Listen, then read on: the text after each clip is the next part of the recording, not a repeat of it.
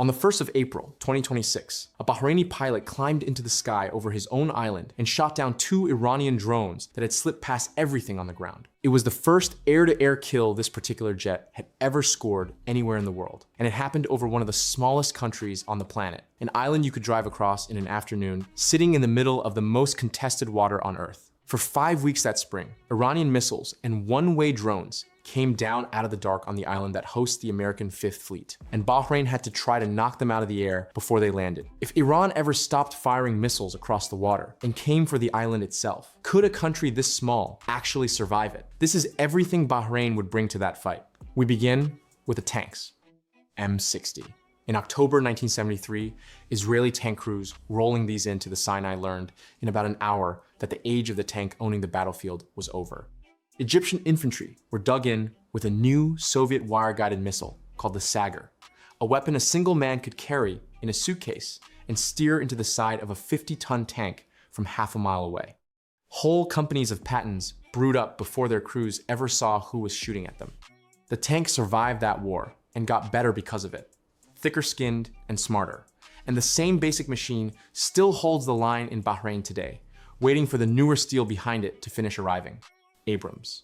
104 confirmed tank kills to 0 losses in a straight fight. And the worst day the Iraqis ever handed it was a friendly fire accident. On the 27th of February 1991, in a rainstorm on a piece of Iraqi desert nobody had a name for, an American armored division ran headlong into the tanks of the Republican Guard's best division and destroyed it in a couple of hours. Iraqi rounds hit the Abrams and skated off. American rounds reached out through the weather and killed Iraqi tanks that could not even see where the fire was coming from. That is the tank now arriving to replace the old Pattons, the same gun and the same reputation, just built for this decade instead of the last one. That brings us to the fighting vehicles and personnel carriers. M113. The aluminum box that carried a generation of American infantry into Vietnam, and the vehicle that taught everyone a hard lesson about riding into a fight with your head above the armor. Crews learned fast to climb on top and fight the guns from up there rather than button up inside. Because a mine under that thin belly was a death sentence, so they bolted on gun shields and extra machine guns and turned a taxi into a cavalry mount. Light enough to swim a river and cheap enough to lose, it went everywhere the war did. Bahrain still runs a small fleet of them, for exactly the reasons the Americans first did, AIFV. Somebody looked at that same aluminum box and decided the men inside should be able to shoot back with something heavier than a rifle, so they dropped a turret with a 25mm cannon on top and cut firing ports down the sides. It gave a squad of infantry the ability to punch through the side of a lighter vehicle and keep moving instead of dismounting into the open. It spent the Cold War lined up in Europe waiting for a Soviet armored wave that thankfully never came, AML-90. In 1987, in one of the strangest wars of the century, a column of these little French scout cars and a swarm of Toyota pickup trucks drove out into the Sahara and took apart a Libyan armored force built around Soviet tanks. The Chadians had almost nothing, just speed and nerve, and a 90mm gun bolted onto a 4-wheeled car light enough to outrun anything that could actually kill it.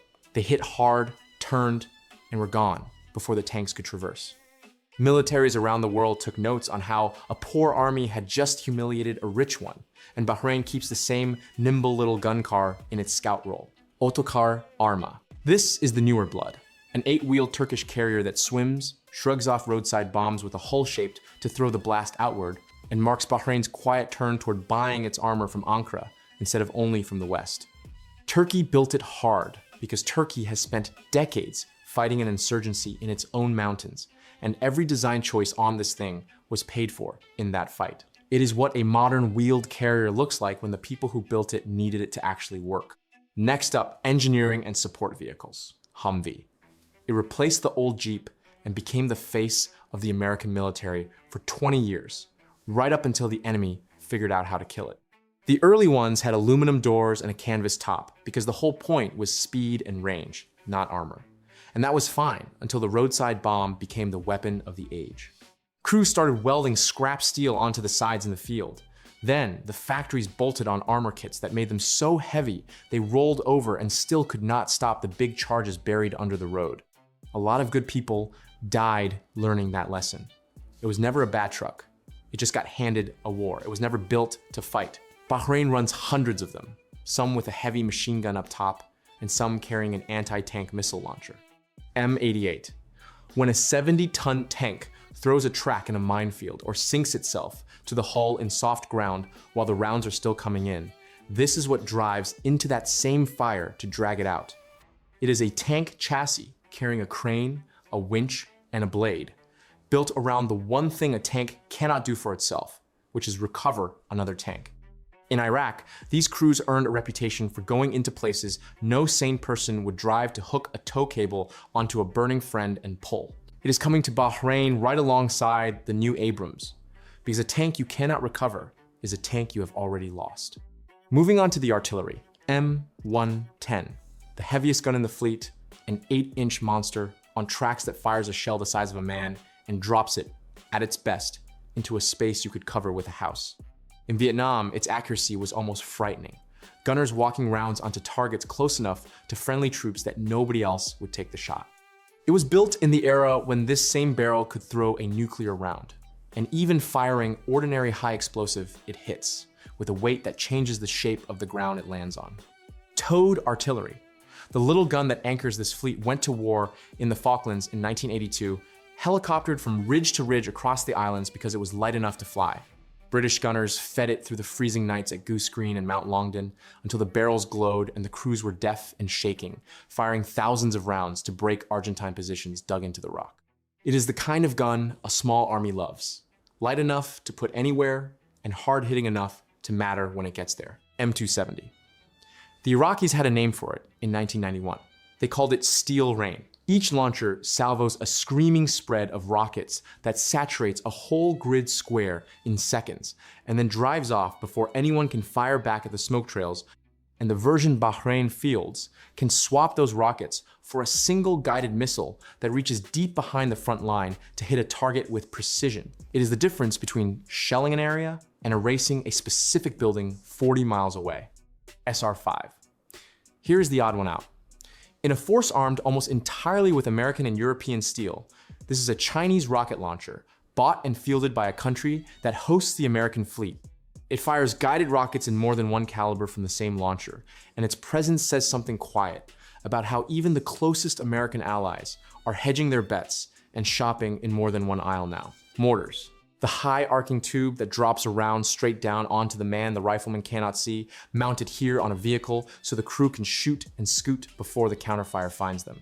In the close, ugly fighting of every modern siege, it is indirect mortar fire, not tanks and not jets, that does the majority of the killing, because it reaches into the trench and around the corner and through the roof. It is the infantry's own private artillery, and it is always closer than the enemy thinks. That brings us to the air defense. Patriot. This is the reason Bahrain got through that spring. When ballistic missiles come screaming down out of the upper atmosphere faster than anything a human can react to, this is the system that reaches up and kills them in the last few seconds. And across the Gulf, it has spent years knocking down the missiles and drones that Iran and its allies have thrown at the cities and oil fields of America's partners. It made its combat debut chasing Iraqi missiles across the sky in 1991, when the whole world watched the intercepts live on television for the first time. On a small island under a barrage, it is not a luxury, it is the roof. Hawk. Before the Patriot, this was the Shield, an older guided missile that has been standing watch over this part of the world since the 60s. It is slower and it is simpler, but it has been quietly reliable for so long that armies keep it around to cover the middle ground. The altitude band between the shoulder-fired missiles down low and the big interceptors up high. It is the veteran on the wall who has not moved in decades and does not intend to. Crotale, a French system built for one job: the quick close-in kill against something coming in fast and low, a jet on the deck, or a cruise missile hugging the terrain. It sits ready and reacts in the couple of seconds you actually get before that kind of threat is on top of you. Against the low-fast attacker, the big, long-range missiles are too slow to turn. And this is the answer to that specific and terrifying problem. Avenger. Take the humble Humvee bolt a rotating turret full of Stinger missiles onto the back, and you have a piece of air defense that can drive with the troops and swat down helicopters, low jets, and increasingly, the small drones that now haunt every battlefield. The Stinger inside it is the same shoulder-fired missile that broke the Soviet air campaign over Afghanistan a generation ago, just mounted on wheels now, so it never gets left behind. In an age when the cheap drone is the real threat, a truck full of these turns out to be worth its weight in gold. Anti-aircraft guns. When the missile misses or runs out, this is what is left. A rapid-fire cannon throwing a wall of shells into the path of anything low enough to reach. The 40mm gun in this role traces its blood straight back to the decks of the Second World War, where it was the gun that stood between the fleet and the diving attacker in the last desperate seconds. The mission has not changed in 80 years. Put enough metal in the air fast enough, and even the thing you cannot lock onto flies into it. Next up are the aircraft, F-16 Block 70. Bahrain was the first country in the Gulf to fly the F-16, back when they were the older jets that flew strikes into Iraq in the first Gulf War. But the ones it flies now are the newest and most advanced version of this jet on Earth. And Bahrain was the launch customer for them, the first air force in the world to take the Block 70 off the line. And then in the spring of 2026, it did something no Block 70 had ever done. With Iranian drones slipping past the ground defenses, a Bahraini pilot hunted 2 of them down and destroyed them in the air. The first kills ever scored by the most modern Falcon flying. Its radar was built to find exactly the kind of small, low, slow thing that used to sneak through. And over its own island, it proved it, F5. This little supersonic fighter is so honest, so nimble, and so much like the small Soviet jets of its day that the American Navy bought a pile of them to play the enemy. Pilots trained to fight in this jet because it flew like the thing they would meet in a real war, and a lot of famous aggressor squadrons wore it while they handed hard lessons to overconfident young pilots in bigger, heavier fighters. Bahrain is finally phasing them out as the new Falcons arrive, but they earned their keep for 40 years as the cheap little fighter that could embarrass an expensive one. C-130. Every Air Force wants this airplane, and the reason why was written on the tarmac at Entebbe in 1976. Israeli commandos flew across a continent in the dark, low enough to duck under the radar, packed into these transports, and landed on a hostile airfield in Uganda to rescue more than 100 hostages held by hijackers. They were on the ground and gone before the defenders fully understood what had happened. That is what this airplane does. It carries whatever you need into wherever you need it, and it has been doing it for 70 years. Bahrain's came secondhand from the British. Cobra, a gunship built around a simple, vicious idea, a helicopter so thin from the front that it is hard to hit, carrying enough missiles and cannon fire to gut an armored column. In the first Gulf War, crews in these hunted Iraqi tanks in the dark, killing them one after another, with guided missiles from beyond the range the tanks could shoot back. Bahrain flew the older ones for years and has now moved up to the newest version, the Marinized gunship the Americans call the Viper, the most capable attack helicopter it has ever put in the air. Black Hawk, the helicopter that hauls everyone else's problems, the flying pickup truck of the modern military, carrying troops in, dragging the wounded out, and going into places nothing else will. It is trusted enough that when the Americans needed to fly a team deep into a hostile country, in the dark, to end the hunt for the most wanted man alive, this is the machine they modified and bet everything on, even when one of them went down in the compound and the crew had to walk away and finish the job anyway.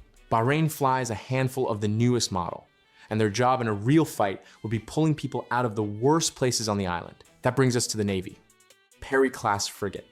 The 2 biggest ships in Bahrain's fleet came from America, and the story that hangs over this class was written in these very waters.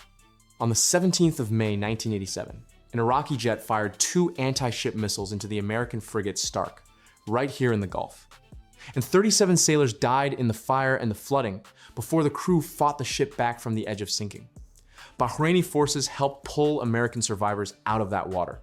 It was a brutal lesson in how fast a modern missile can gut a warship. And Bahrain now sails the same class of ship, guarding the approaches to the most important naval base in the region, Al-Manama. The fast missile boats, small German-built hulls that punch far above their size because of what they carry, the Exocet. The same sea-skimming missile that terrified the world's navies in the Falklands when Argentine pilots used it to sink a British destroyer and a supply ship loaded with helicopters. A boat like this is cheap and small and easy to hide among the islands, and the shipping and the missile it carries can ruin a ship many times its size. In a narrow, crowded sea, that is exactly the kind of threat you want on your side and dread on the other. Cyclone class. These came from the American Navy, and they were built for the specific nightmare of this exact stretch of water. The swarm of small, fast Iranian boats that come out of nowhere in the strait and around the oil platforms, trying to overwhelm a bigger ship with numbers. For years, these patrol ships did the tense, close-in work in the Gulf, shouldering up against Iranian craft in standoffs that could have gone loud at any second. They are not glamorous, but they are the ones actually out there, where the two navies rub against each other every single day. Al-Zubarah.